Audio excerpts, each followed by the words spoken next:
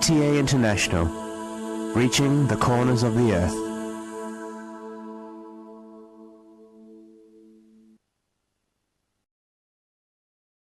اب حضرت مرزا طاہر احمد صاحب خلیفۃ المسیح رابع امام جماعت احمدیہ ایدہ اللہ تعالی بنصر العزیز کا خطبہ جمعہ ہوگا۔ حبیبنا صلی علی محمد صلی علی حبیبنا صلی علی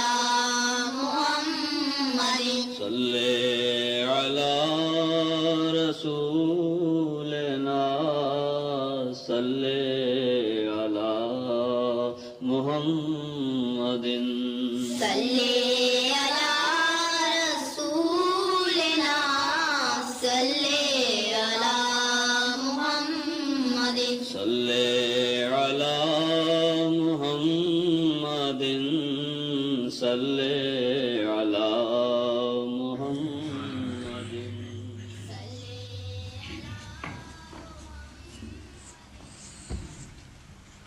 السلام علیکم ورحمۃ اللہ۔ اذان۔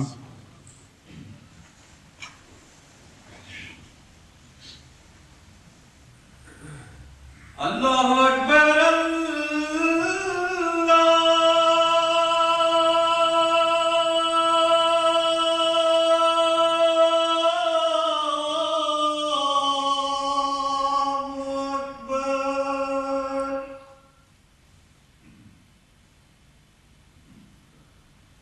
اللہ اکبر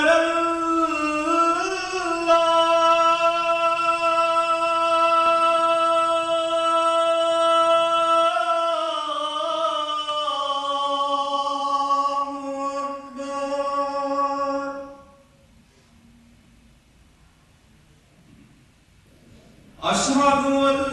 لا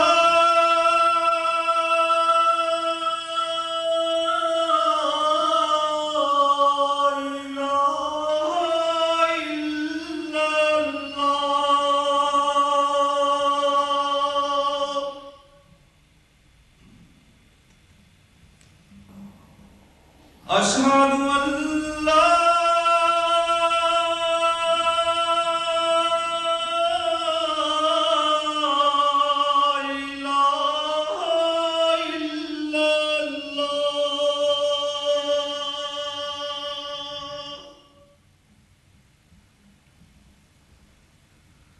اشہد ان محمد رسول اللہ۔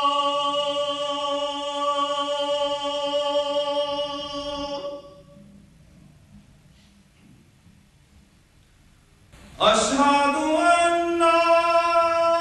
محمد رسول اللہ۔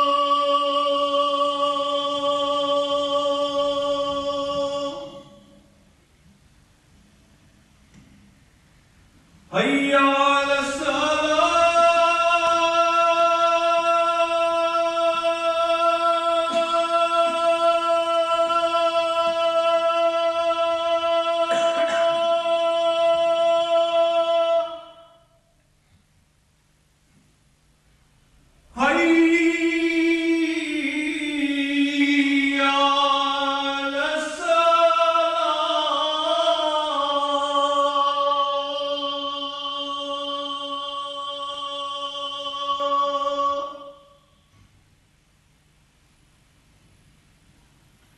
حی علی اللہ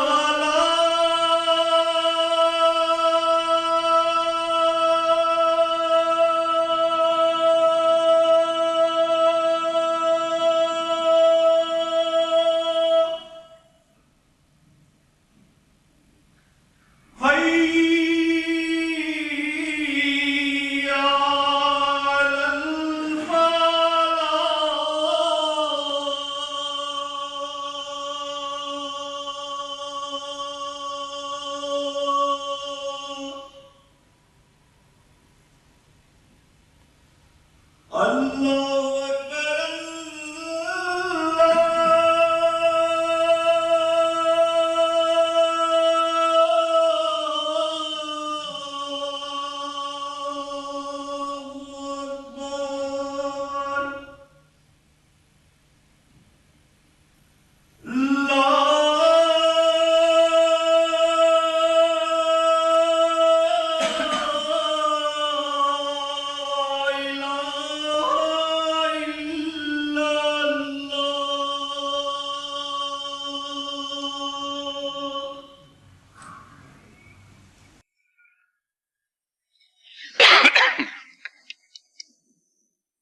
أشهد أن لا إله إلا الله وحده لا شريك له وأشهد أن محمدا عبده ورسوله أما بعد فأعوذ بالله من الشيطان الرجيم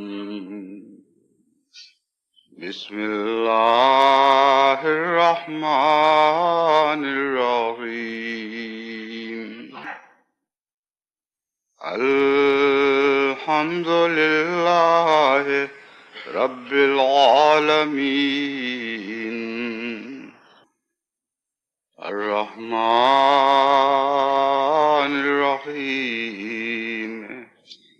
مالك يوم الدين إياك نعبد وإياك نستعين اهدنا الصراط المستقيم صراط الذين أنعمت عليهم غير المغضوب عليهم ولا الضالين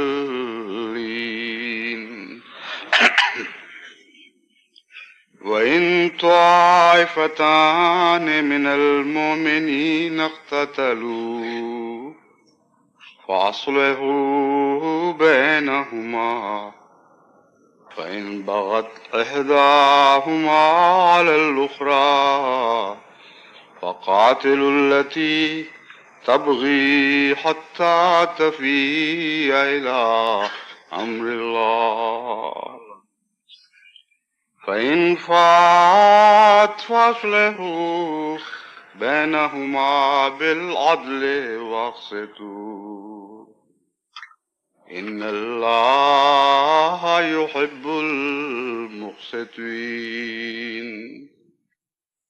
إنما المؤمنون إخوة فأصلحوا بين أخويكم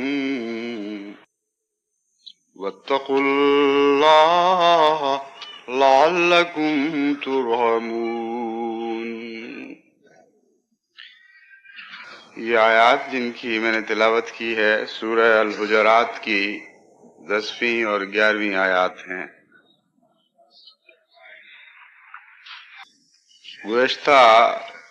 10 سال سے زائد عرصہ ہو گیا کہ مسلم عالم اسلام پر بہت سی بلائیں وارد ہو رہی ہیں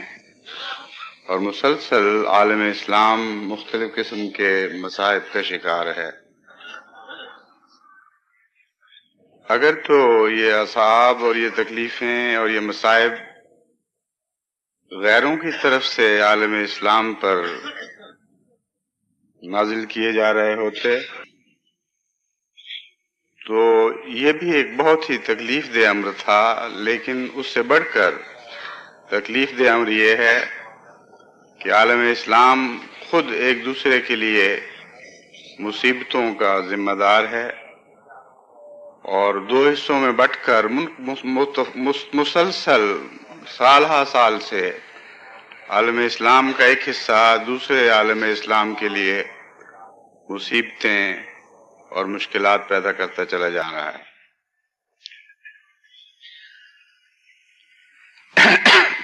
تیل کی دولت نے بہت سے مسلمان ممالک کو فوائد پہنچائے اور ساتھ ہی کچھ نقصانات بھی پہنچائے. نقصانات میں سے سب سے بڑا نقصان یہ تھا کہ ان میں رفتہ رفتہ تقویٰ کی روح گم ہو گئی اور دنیا کی دولت نے ان کے رجحانات کو یکسر دنیا کی طرف پلٹ دیا. یہ بات آج کے مختلف مورخین بھی اپنی کتب میں لکھتے رہے ہیں اور آج بھی لکھ رہے ہیں کہ جب تک عالم اسلام غریب تھا اس میں تقویٰ کے آثار پائے جاتے تھے، لیکن اس تیل کی دولت نے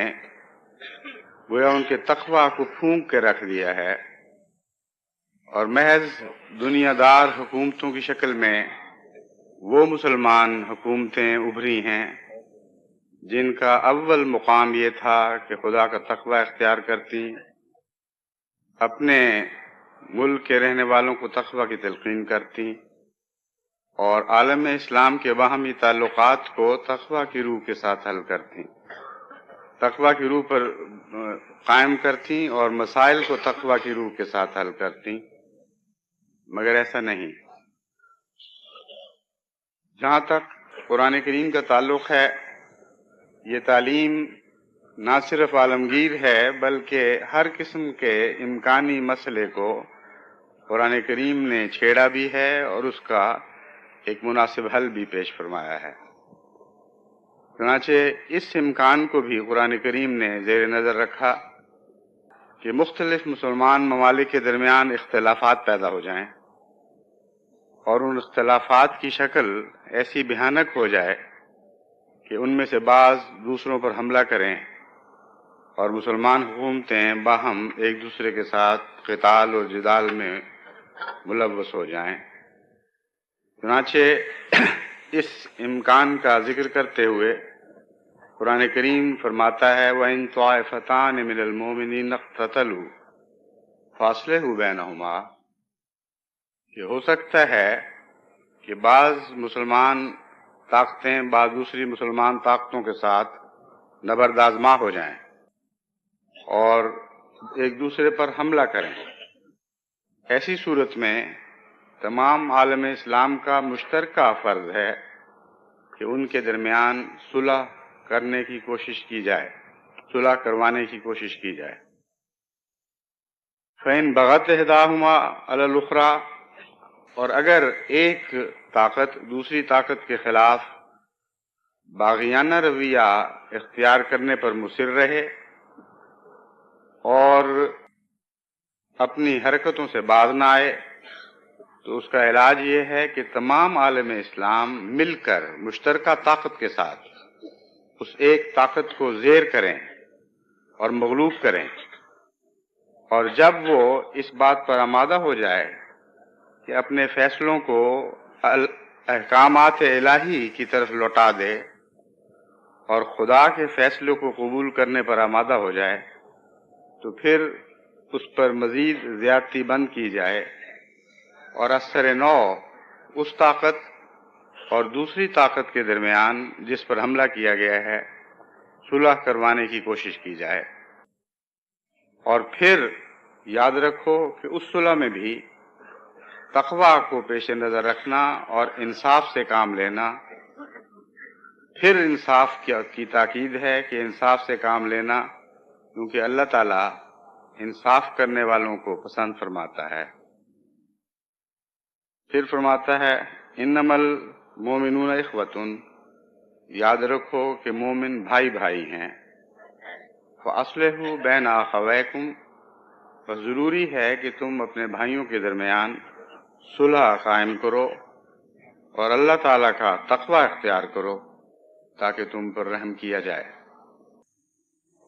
ان آیات کی روشنی میں ایک بات قطعی طور پر واضح ہوتی ہے کہ عالم اسلام نے اپنے باہمی اختلافات میں قرآن کریم کی اس آیت کریمہ کی ہدایت کو ملحوظ نہیں رکھا۔ اگر مسلمان طاقتیں قرآن کریم کی اس واضح ہدایت کو پیش نظر رکھ کر اپنے معاملات نپٹانے کی کوشش کرتی، تو وہ ایک لمبے عرصے تک جو نہایت ہی خونریز عرب ایران جنگ ہوئی ہے وہ زیادہ سے زیادہ چند مہینے کے اندر ختم کی جا سکتی تھی۔ مشکل یہ درپیش ہے کہ دھڑا بندیوں سے فیصلے ہوتے ہیں اور تقوی کی روح کو ملحوظ نہیں رکھا جاتا۔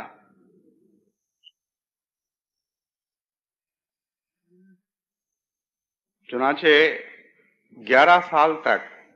مسلمان ممالک ایک دوسرے سے بٹ کر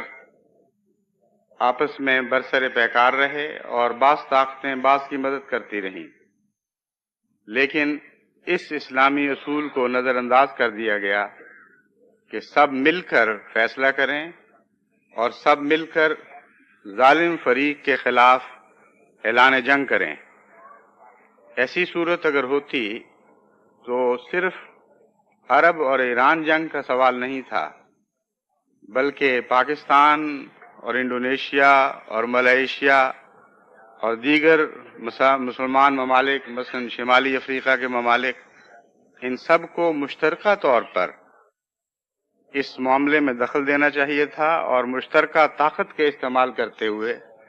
ظالم کو ظلم سے باز رکھنا چاہیے تھا۔ اب ایک ایسی ہی بہت تکلیف دہ صورت اور سامنے آئی ہے کہ اب ایران اور عرب کی لڑائی نہیں بلکہ عرب آپس میں بانٹے جا چکے ہیں، اور ایک مسلمان عرب ریاست نے ایک دوسری مسلمان عرب ریاست پر حملہ کیا ہے۔ اس سلسلے میں جو عرب ریاستوں کی سربراہ کمیٹی ہے جو ان معاملات پر غور کرنے کے لیے غالباً پہلے سے قائم ہے، ان کے نمائندہ کا اعلان میں نے سنا اور ٹیلی ویژن پر اس پروگرام کو دیکھا، اور مجھے تعجب ہوا کہ اس لمبے تکلیف دہ تجربے کے باوجود ابھی تک انہوں نے عقل سے کام نہیں لیا اور قرآنی اصول کو اپنانے کی بجائے اصلاح کی کوئی نئی راہیں تجویز کر رہے ہیں۔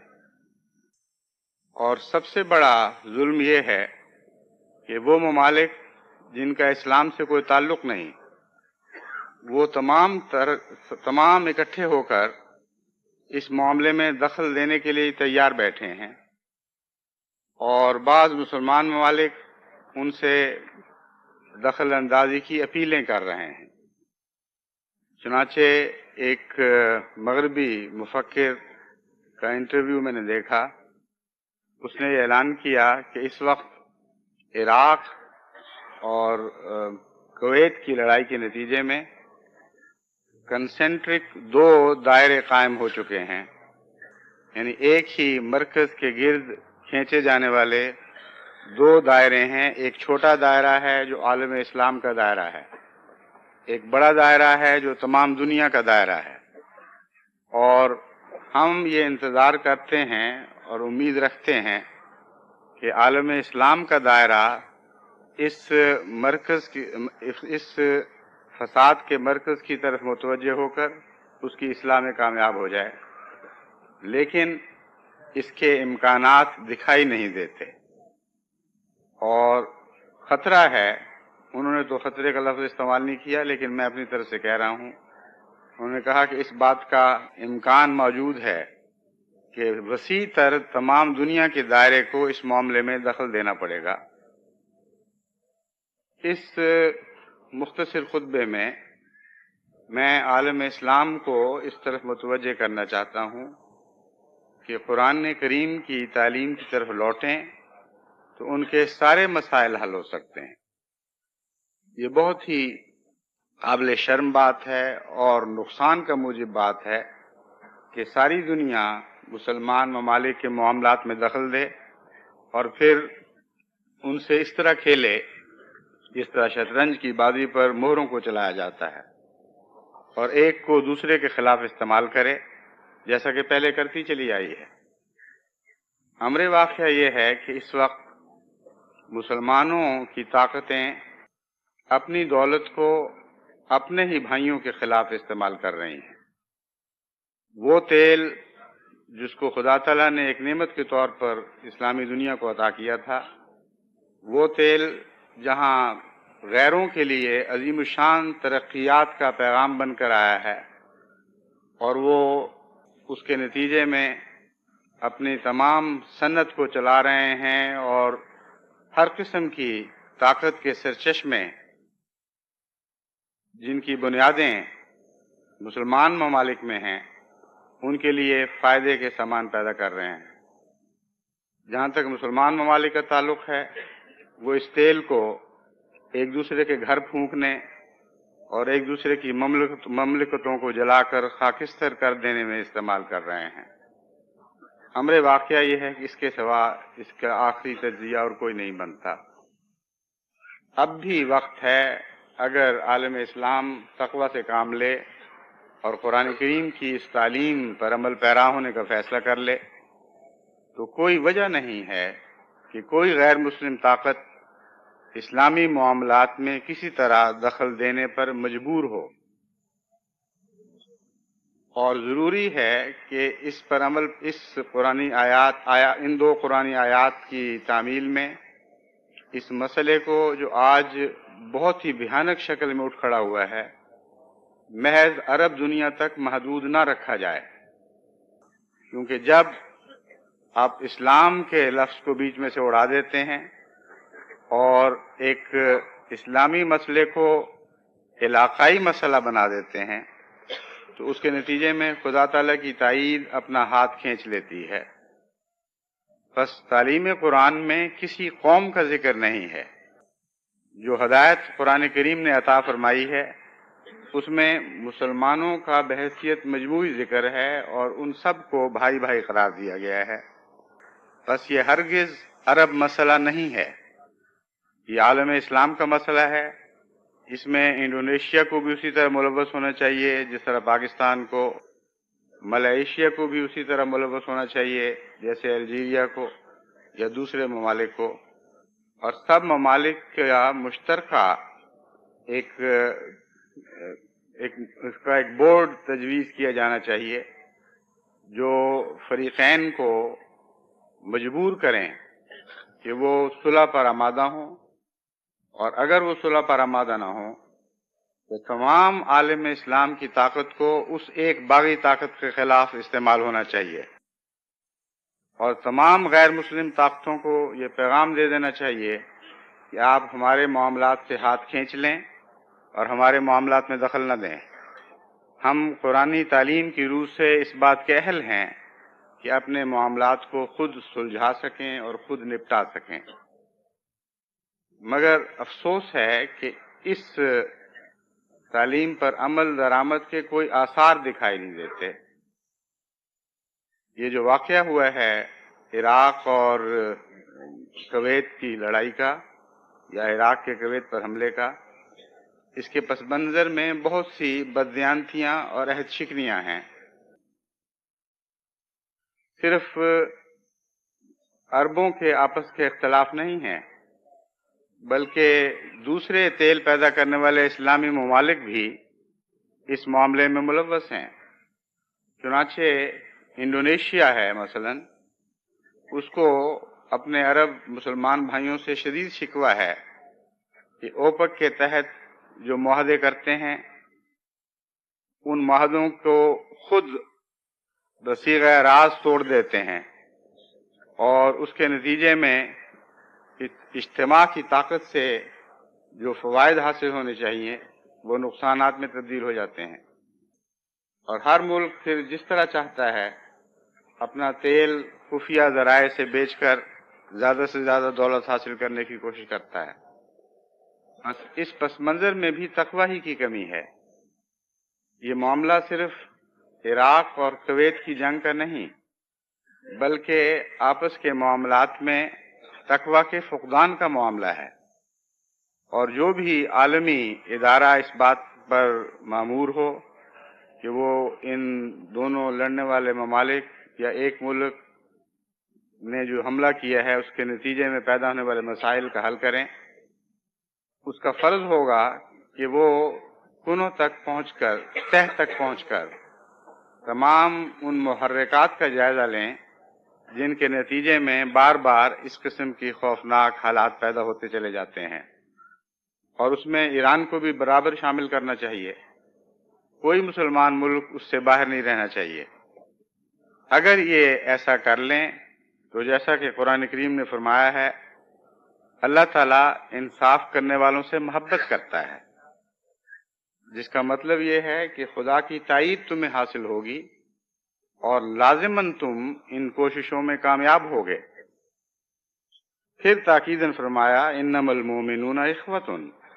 فاصلحوا بین اخویکم واتقوا اللہ لعلکم ترحمون۔ اپنے بھائیوں کے درمیان جو بھائی بھائی ہیں صلح کرواؤ اور اللہ کا تقوی اختیار کرو، کیونکہ تقوی اختیار کرنے والوں پر رحم کیا جاتا ہے۔ بس کوئی مسئلہ بھی جو اسلام سے یا قرآن سے تعلق رکھتا ہو تقوی کے بغیر حل نہیں ہو سکتا۔ حضرت اقدس مسیح موعود علیہ الصلوۃ والسلام نے تمام مسلمانوں کے مسائل کا مختصر تجزیہ، لیکن ایسا تجزیہ جو تمام حالات پر حاوی ہے، یوں فرمایا کہ تقوی کی راہ گم ہو گئی۔ اسلام کا نام تو ہے لیکن تقوی کا راستہ باقی نہیں رہا، وہ ہاتھ سے کھویا گیا ہے۔ جب تقوی کی راہ گم ہو جائے تو پھر جنگلوں اور بیابانوں میں بھٹکنے کے سوا کچھ باقی نہیں رہتا۔ بس میں جماعت احمدیہ کے سربراہ کے طور پر اپنے تمام مسلمان بھائیوں کو، خواہ وہ ہمیں بھائی سمجھیں یا نہ سمجھیں، یہ پرزور اور عاجزانہ نصیحت کرتا ہوں کہ حضرت اقدس محمد مصطفیٰ صلی اللہ علیہ وآلہ وسلم کی امت کو شدید خطرات درپیش ہیں۔ تمام عالم اسلام کی دشمن طاقتیں آپ کی چھوٹی چھوٹی باتوں پر بھی دخل اندازی کے بہانے ڈھونڈتی ہیں، اور ایک لمبا عرصہ ہوا کہ آپ ان کے ہاتھ میں نہایت ہی بے کس اور بے بس مہروں کی طرح کھیل رہے ہیں اور ایک دوسرے کو شدید نقصان پہنچا رہے ہیں۔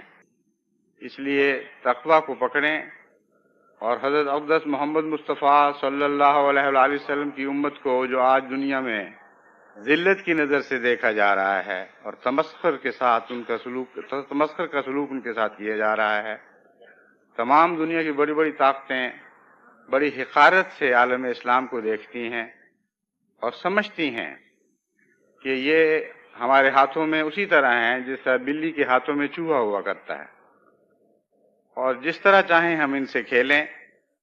اور جب چاہیں سوراخ میں داخل ہونے سے پہلے پہلے اس کو دبوچ لیں۔ یہ وہ معاملہ ہے جو انتہائی تذلیل کا معاملہ ہے، نہایت ہی شرمناک معاملہ ہے، اور عالم اسلام پر داغ لگتا چلا جا رہا ہے۔ اسلام کی عزت اور وقار مجروح ہوتے چلے جا رہے ہیں۔ اس لیے خدا کا خوف کریں اور اسلام کی تعلیم کی طرف واپس لوٹیں، اس کے سوا اور کوئی پناہ نہیں ہے۔ میں یہ سمجھتا ہوں کہ یہ ادبار اور تنزل کا دور اور یہ بار بار کے مصائب حقیقت میں حضرت اقدس مسیح موعود علیہ الصلوۃ والسلام کے انکار کا نتیجہ ہیں، اور اس میں کوئی شک نہیں ہے۔ اور آخری پیغام میرا یہی ہے کہ وقت کے امام کے سامنے سر تسلیم خم کرو، خدا نے جس کو بھیجا ہے اس کو قبول کرو، وہی ہے جو تمہاری سربراہی کی اہلیت رکھتا ہے۔ اس کے بغیر، اس سے علیحدہ ہو کر تم ایک ایسے جسم کی طرح ہو جس کا سر باقی نہ رہا ہو، بظاہر جان ہو اور عضو پھڑک رہے ہوں، بلکہ درد اور تکلیف سے بہت زیادہ پھڑک رہے ہوں، لیکن وہ سر موجود نہ ہو جس کو خدا نے اس جسم کی ہدایت اور رہنمائی کے لیے پیدا فرمایا ہے۔ بس واپس لوٹو اور اس خدا کی قائم کردہ سیادت سے اپنا تعلق باندھو۔ خدا کی قائم کردہ قیادت کے انکار کے بعد تمہارے لیے کوئی امن اور فلاح کی راہ باقی نہیں ہے۔ اس لیے دکھوں کا زمانہ لمبا ہو گیا، واپس آؤ اور توبہ اور استغفار سے کام لو۔ میں تمہیں یقین دلاتا ہوں کہ خواہ معاملات کتنے بھی بگڑ چکے ہوں، اگر آج تم خدا کی قائم کردہ قیادت کے سامنے سر تسلیم خم کر لو تو نہ صرف یہ کہ دنیا کے لحاظ سے تم ایک عظیم طاقت کے طور پر ابھرو گے، بلکہ تمام دنیا میں غلبہ نو، اسلام کے غلبہ نو کی ایسی عظیم تحریک چلے گی کہ کوئی دنیا کی طاقت اس کا مقابلہ نہیں کر سکے گی، اور وہ بات جو صدیوں تک پھیلی ہوئی دکھائی دے رہی ہے وہ دہاقوں کی بات بن جائے گی، وہ سالوں کی بات بن جائے گی۔ تم اگر شامل ہو یا نہ ہو، جماعت احمدیہ بہرحال تن من دھن کی بازی لگاتے ہوئے جس طرح پہلے اس راہ میں قربانیاں پیش کرتی رہی ہے، آج بھی کر رہی ہے، بھی کرتی چلی جائے گی، اور اس آخری فتح کا سہرا پھر صرف جماعت احمدیہ کے نام لکھا جائے گا۔ بس آؤ اور اس مبارک تاریخی سعادت میں تم بھی شامل ہو جائے. اللہ تعالیٰ تمہیں اس کی توفیق عطا فرمائے اور اللہ تعالیٰ ہمیں تمہاری خدمت کی توفیق عطا فرمائے. ایک بہترین خدمتگار تمہیں مہیا ہوئے تھے جو خدا کے نام پر، خدا کی خاطر اور حضرت اقدس محمد مصطفیٰ صلی اللہ علیہ وآلہ وسلم کی محبت میں ہر مشکل مقام پر تمہارے لیے قربانیاں کرنے کے لیے تیار بیٹھے تھے. تم نے ان سے استفادہ نہیں کیا اور ان کی خدمت سے محروم ہو گئے ہو. یہ اس دور کی عالم اسلام کی سب سے بڑی بدنصیبی ہے. اللہ تعالیٰ ان کو عقل عطا فرمائے. جہاں تک جماعت احمدیہ کا تعلق ہے، میری نصیحت یہ ہے کہ خواہ وہ آپ سے فائدہ اٹھائیں یا نہ اٹھائیں، خواہ وہ آپ کو اپنا بھائی شمار کریں یا نہ کریں، دعاؤں کے ذریعے آپ امت محمدیہ صلی اللہ علیہ وآلہ وسلم کی مدد کرتے چلے جائیں اور حضرت اقدس مسیح موعود علیہ الصلوۃ والسلام کی اس تعلیم کو کبھی فراموش نہ کریں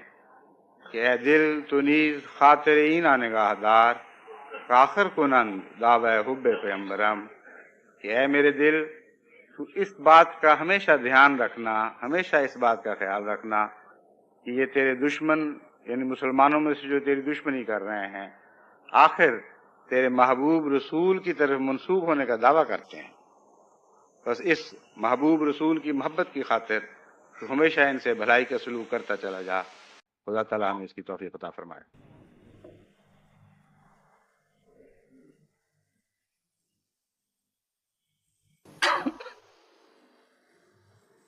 الحمد لله نحمده ونستعينه ونستغفره ونؤمن به ونتوكل عليه ونعوذ بالله من شرور أنفسنا ومن سيئات أعمالنا من يهده الله فلا مضل له ومن يضلله فلا هادي له ونشهد أن لا إله إلا الله وحده لا شريك له ونشهد أن محمدا عبده ورسوله. عباد الله رحمكم الله إن الله يأمر بالعدل والإحسان وإيتاء ذي القربى وينهى عن الفحشاء والمنكر والبغي يعظكم لعلكم تذكرون. اذكروا الله يذكركم وادعوه يستجب لكم ولذكر الله أكبر.